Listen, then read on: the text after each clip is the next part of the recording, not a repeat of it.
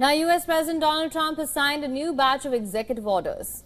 And these include new limitations on a form of biological research his administration says caused the COVID-19 pandemic through a lab leak in China. Trump has also signed an executive order that aims to reduce the time it takes to approve pharmaceutical plants in the country. And this as part of new regulations to encourage domestic manufacturing.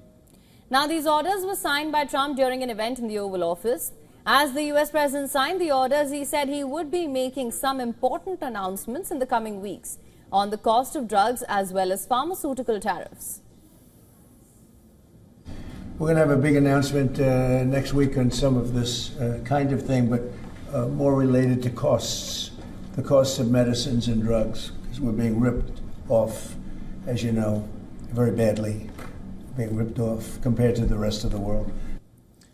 The US will now also halt funding in certain countries for gain-of-function experiments aimed at enhancing the properties of pathogens. This as Trump signed an executive order on Monday, local time. According to the White House, the ban on federal funding of research applies to China and Iran, among other countries.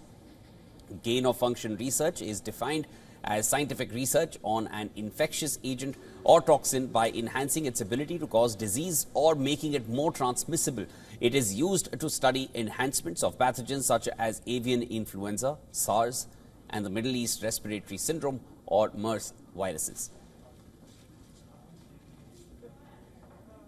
So it can leak out like from Wuhan, and a lot of people think that. I think I said that right from day one. Now, according to the White House fact sheet, the measure is designed to drastically reduce the potential for lab-related incidents involving the gain-of-function research like that conducted on bat coronaviruses in China by the EcoHealth Alliance and the Wuhan Institute of Virology.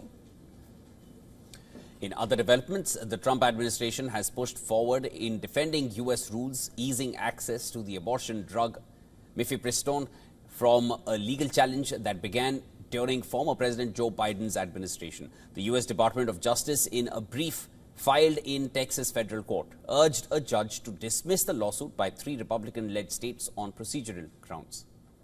While the filing does not discuss the merits of the state's case, it suggests the Trump administration is in no rush to drop the government's defense of mifepristone, which is used in more than 60% of the abortion cases in the U.S. While campaigning last year, Trump did say that he did not plan to ban or restrict access to the drug, whereas in 2024, the U.S. Supreme Court rejected a bid by anti-abortion groups and doctors to restrict access to the drug, finding that they lacked legal standing to challenge the regulations which were put in place by the U.S. Food and Drug Administration.